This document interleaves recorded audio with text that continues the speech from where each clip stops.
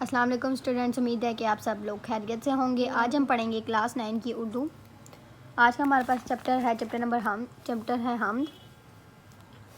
हमने इसकी मश्क वगैरह सारा ऑब्जेक्टिव वगैरह कर लिया था। आज हम करेंगे इसकी तशरीह। इसी तशरीह की तरफ चलते हैं। तशरीह देखते हैं। फर्स्ट तशरीह देखते हैं। कोई तो है जो निज़ाम हस्ती चला रहा है, वही खुदा है। दिखाई भी जो ना दे, नज़र भी वो आ रहा है, वही खुदा है।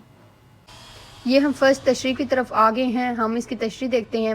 मुज़फ़्फ़र वारसी उर्दू के अहद साज शायरों में से एक हैं। मुज़फ़्फ़र वारसी वो है जिन्होंने हमद लिखी थी, तो इसीलिए उनका नाम आया।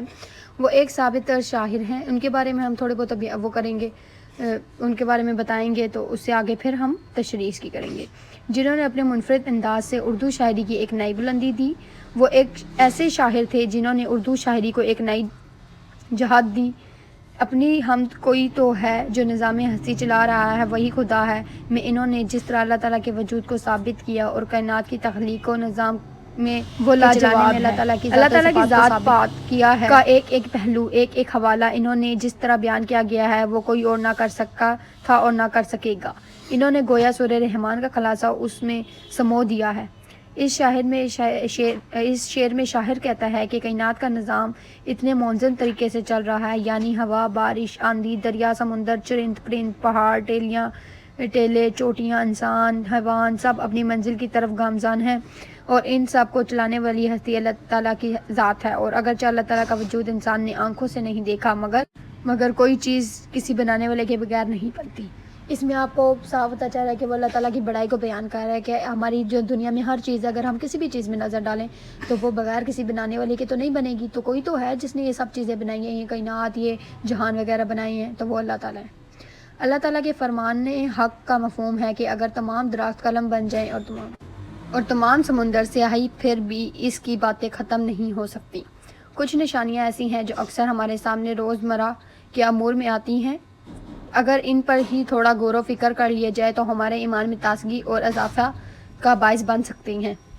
ये निशानियाँ इन मज़ाहिब और लोगों के लिए भी सबक आमूज़ है जो खुदा का इनकार करते हैं और समझते हैं कि दुनिया खुद ही बन गई है और कोई खुदा इसका बनाने वाला और चलाने वाला नहीं। अगर वो इन निशानियों पर गौर व फिक्र करें तो इनकी अपनी अक्ल इस दुनिया को बनाने वाली हस्ती अल्लाह ताला का इतराफ़ करेगी और सारी गराहें खुलती चली जाएंगी। इसमें आपको पता चल रहा होगा कि अल्लाह ताला के किस तरह सफ़ात बयान कर रहे हैं कि जो काफिर लोग हैं, जो इनकार करते हैं अल्लाह ताला का, वो भी अगर इस पर गौर व फिक्र करें, इन चीज़ों पर हम अपने आसपास चीज़ें देखें तो वो भी अल्लाह ताला की गवाही देती हैं।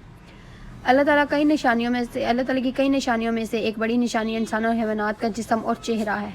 इंसानी चेहरा, पर्दा, आंखें, दरमियान में एक नाक, इसके नीचे खाने और सांस लेने के लिए मुँह, सोचें अगर एक आँख सामने चेहरे के बजाय सर पर होती तो पाँव पर होती तो मतवाज़न शक्ल ख़राब हो जाती और इस आँख का मकसद भी पूरा ना होता।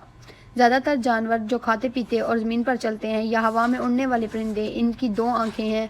मतवाज़न तौर पर इनके जिस्म के सामने ऊपर के हिस्से में क्या ये सब कुछ खुद ही बन सकता है? यकीनन कोई तो है जिसने ये डिज़ाइन एहसान तदबीर के साथ तैयार किया है, वो अल्लाह ताला है। उसके बाद दूसरी तशरीह की तरफ चलते हैं। तलाश उसको न कर बुतों में, वो है बदलती हुई रुतों में। जो दिन को रात और रात को दिन बना रहा है, वही खुदा है। तशरीह की तरफ चलते हैं। मुज़फ़्फ़र वारसी उर्दू के अहद साज शायरों में से एक हैं। ये वही पैराग्राफ हमने लिखा है शुरू का। वो एक साबित तर्ज शायर थे जिन्होंने अपने मुनफरिद अंदाज और उर्दू शायरी को एक नई बुलंदी दी। वो एक ऐसे शायर थे जिन्होंने उर्दू शायरी को एक नई जहाद दी। अपनी हमद कोई तो है जो निज़ाम हस्ती चला रहा है, वही खुदा है में इन्होंने जिस तरह अल्लाह ताला की वजूद को साबित किया और कायनात की तख्लीक व निज़ाम के चलाने में अल्लाह ताला की ज़ात सफ़ात को साबित किया है, वो लाजवाब है। अल्लाह ताला की ज़ात पात का एक एक पहलू, एक एक हवाला इन्होंने जिस तरह बयान किया है वो कोई ना कर सकता है और ना कर सकेगा। इन्होंने गोया सूरह रहमान का खुलासा उसमें समो दिया है। इस शेर में शायर कहता है कि अल्लाह ताला को पत्थर के बने हुए बूतों में तलाश मत करो, क्योंकि वो पत्थर से एक बुत की शक्ल इख्तियार करने तक खुद को तो किसी इंसान का मुताज होते हैं। एक तो मतलब इसका यह है कि जो भूत हैं वो तो खुद एक इंसान के मुताज हैं कि वो उनकी शक्ल तैयार करेंगे, जबकि अल्लाह ताला ने तो पूरी दुनिया को बनाया है। तो अगर अल्लाह ताला की मार्फत तलाश करनी है तो इसके वाहिद यख्ता को कुदरत के मुख्तलिफ मुज़ाहिरों में तलाश करो। اللہ کی نشانیاں گنتی میں شمار ہو سکتی ہیں اور نہ ہی تو ہماری محدود عقل اس لامحدود کو پوری طرح سمجھ سکتی ہے۔ اگر انسان ان نشانیوں پر غور و فکر کرے تو ان کی اپنی عقل اس دنیا کو بنانے والی ہستی اللہ تعالیٰ کا اعتراف کرے گی اور ساری گرہیں کھلتی چلی جائیں گی۔ اللہ تعالیٰ نے رات اور دن کو پیدا کیا ہے جو اس کی نشانیوں میں سے ایک سب سے بڑی نشانی ہے۔ جیسے کہ قرآن کریم میں ارشاد باری تعالیٰ ہے، ترجمہ: بے شک آسمان اور زمین کی پیدائش اور رات اور دن کے آنے جانے میں عقل والوں کے لیے بہت سی نشانیاں ہیں۔ اللہ تعالیٰ نے بہت خوبصورت آسمان بنایا ہے۔ رات کے وقت اس میں چاند اور بہت سے چمکتے ستارے نظر آتے ہیں۔ یہ ستارے اور سیارے خواہ زمین میں کتنی ہی قریب یا دور ہوں، اس ایک جیسے نقطے کی طرح ہی نظر آتے ہیں کیونکہ وہ سیارے اور ستارے گول شکل ہی کے ہوتے ہیں۔ ایسا نہیں ہے کہ کوئی چاند، سیارہ یا ستارہ مسلط، چوکور، مستقل طرح کا ہو اور آسمان پر بے ہنگم قسم کے مختلف ڈیزائن بنے ہوئے ہیں۔ یہ ہر سیارے اور ستارے کا گول ہونا بھی اس بات کی دلیل ہے کہ سب کچھ اس کا بنانے والے کا ہی ڈیزائن ہے اور خود بخود ایسی گول اشکال نہیں بن سکتی۔ اگر خود بخود چیزیں بنتی ہوتی تو مختلف طرح کی بے ضابطہ اشکال ہوتی جو رات کو اس طرح یکسانیت اور خوبصورت نظر نہ آتی۔ بے شک انہیں بنانے والا تنہا اللہ ہی ہے۔ تیسری تشریح ہمارے پاس وہی ہے مشرق، وہی ہے مغرب، سفر کریں سب اس کی جانب۔ ہر آئینے میں جو عکس اپنا دکھا رہا ہے وہی خدا ہے۔ اسی طرح پہلے تشریح میں ہمارے پاس مظفر واسطی کا بیان ہے، وہ تعریف لکھی ہے فرسٹ پیراگراف میں۔ سیکنڈ پیراگراف سے اس شعر میں شاعر کہتا ہے کہ اللہ تعالیٰ مشرق و مغرب اور ان کے درمیان موجودہ تمام چیزوں کا رب ہے اور ان کا خالق و مالک ہے۔ اس کے علاوہ اور کوئی معبود نہیں ہے، لہٰذا تمام انسانوں کو چاہیے کہ وہ اپنے دین اور دنیا تمام امور میں اسی کو اپنا کارساز بنائیں اور اپنے کام اسی کے سپرد کریں، اسی پر بھروسہ کریں اور اللہ تعالیٰ کو اپنا خالق حقیقی جانیں۔ آسمان، زمین، پہاڑ، دریا، سمندر، انسان، جانور، پرندے اور جو کچھ اس کائنات میں ہے، بنانے والا اللہ تعالیٰ ہی ہے۔ آگے چلتے ہیں۔ اس میں تو آپ کو پتہ چل گیا ہوگا کہ سب کچھ بنانے والا اللہ تعالیٰ ہے۔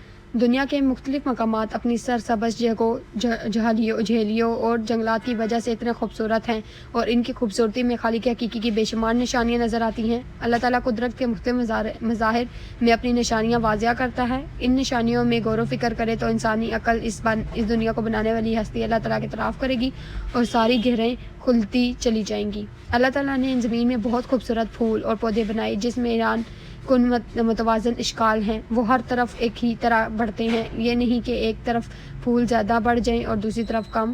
ایسے متوازن پھلوں اور پھولوں کو بنانے والا یقیناً اللہ ہے۔ چوتھی تشریح پہ چلتے ہیں، شعر نمبر 4۔ کسی کو سوچوں نے کب سراہا، وہی ہوا جو خدا نے چاہا، جو اختیار بشر پہ پہرے بٹھا رہا ہے وہی خدا ہے۔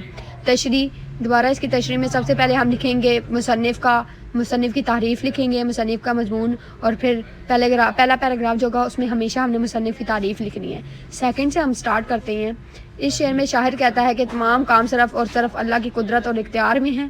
انسان کی سوچوں کا دائرہ کار بہت وسیع ہے لیکن ان کو عملی جامہ پہنانا انسان کے اختیار میں نہیں ہے۔ غرض ایک بندے کی مرضی اور چاہت ہے اور ایک اللہ کی مرضی اور چاہت، اور اسی طرح ایک بندے کی قدرت و اختیار ہے اور ایک اللہ کی قدرت و اختیار۔ اللہ کی قدرت و اختیار اس قدر وسیع ہے کہ کائنات کا ذرہ ذرہ اسی کا غلام و محکوم ہے اور وہ اپنی ہر مرضی اور چاہت پوری کر سکتا ہے، اور بندہ خواہ نبی ہو یا ولی، اس کا اختیار اس قدر محدود بلکہ اس قدر بے اختیار کے مالک کے طے کردہ اسباب و قوانین کے تحت اس کی غلامی کا پابند ہے۔ وہی ہوتا ہے جو اللہ کو منظور ہوتا ہے۔ اللہ تعالیٰ کا اختیار یہی تو ہے کہ زمین و آسمان کی ہر ایک مخلوق خواہ جاندار ہو یا بے جان، ہر طرح سے اللہ کے فرمان کی پابندی اور اس کا محکوم ہے۔ اس کے اختیار کی تو یہ نشانی ہے کہ وہ کام کا ہو جانے کا حکم فرماتا ہے تو کام ہو کر رہتا ہے۔ اللہ کی مرضی اور چاہت ہو اور کام نہ ہو یہ ہرگز نہیں ہو سکتا، کبھی بھی نہیں ہو سکتا۔ پھر کیا اللہ کے سوا کوئی اور ہستی ایسی ہے جس کی جب بھی کوئی بھی چاہت ہو وہ پوری ہو جائے؟ تو اپنی چاہت پوری کرنے والا، ساری چاہتوں کا مالک تو صرف اللہ تعالیٰ ہے۔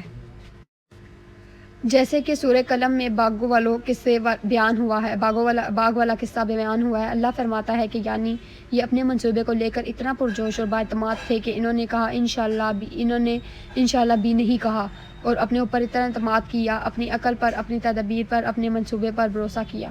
صبح کو جلدی اٹھے، منہ اندھیرے ہی باغ کی طرف چل دیے۔ راستے میں ایک دوسرے کو کہتے جا رہے تھے، آج ہرگز کوئی مسکین فقیر تمہارے باغ میں نہ آنا پائے۔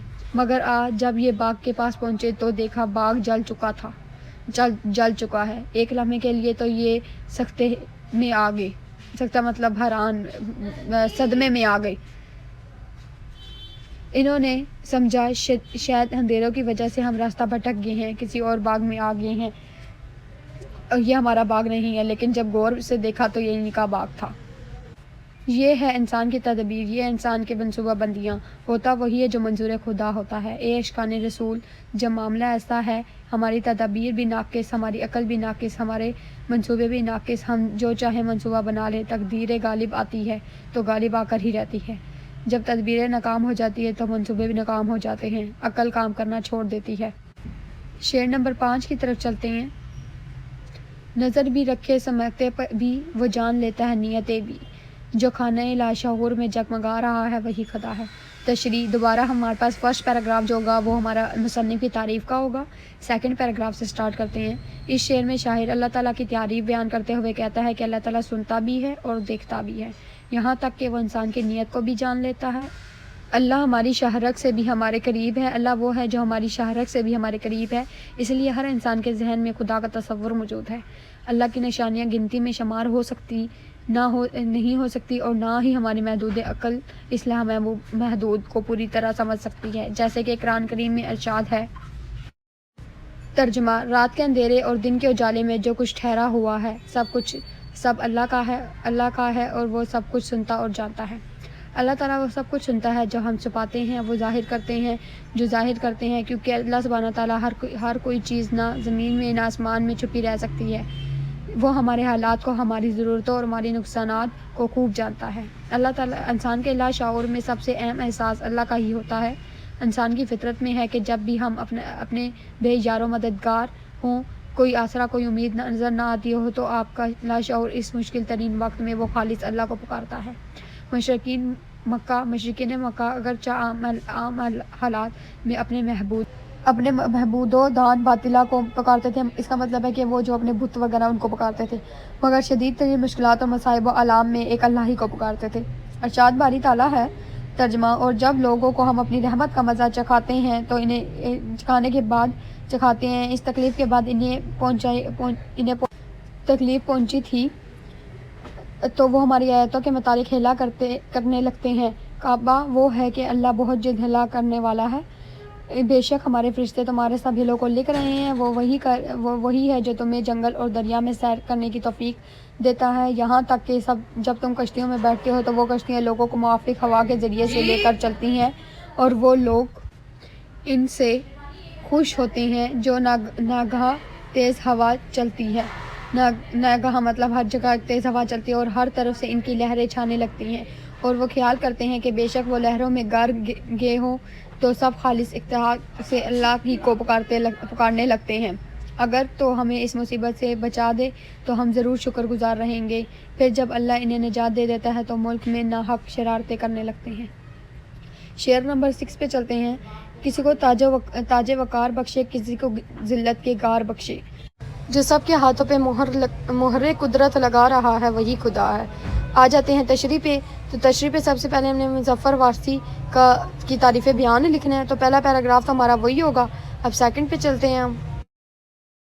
اس شعر میں شاعر اللہ تعالیٰ کی صفات بیان کرتے ہوئے کہتا ہے کہ عزت اور ذلت اللہ کے ہاتھ میں ہے، وہ جسے چاہتا ہے عزت اور شان و شوکت عطا کرتا ہے اور جسے چاہتا ہے ذلت دے کر آزماتا ہے۔ وہی اللہ ہے جو انسانوں کی تقدیر لکھ رہا ہے، اس کے سوا کوئی ہماری قسمت کا فیصلہ نہیں کر سکتا۔ ذلت اور عزت صرف اللہ تعالیٰ کے ہاتھوں میں ہے، کوئی انسان کسی کو نہ عزت دے سکتا اور نہ ہی ذلیل کر سکتا ہے۔ جب اللہ تعالیٰ کو کسی کو عزت دینا ہو تو پھر ساری دنیا مل کر بھی اسے ذلیل نہیں کر سکتی، لیکن جب اللہ تعالیٰ عزت دیتا ہے تو پھر اس کا امتحان بھی لیتا ہے۔ اللہ تعالیٰ پر یقین ہو تو انسان ہر امتحان میں کامیابی حاصل کر لیتا ہے، اللہ پر یقین ہو تو۔ زندگی میں اگر کوئی ناحق آپ کے کردار کو داغدار کرنے کے لیے کوشش کر رہا ہو یا چھو رہا ہو اور کیوں نہ جمع کر لے، اس وقت بھی اطمینان رکھے کہ عزت اور ذلت صرف اللہ تعالیٰ کے ہاتھ میں ہے۔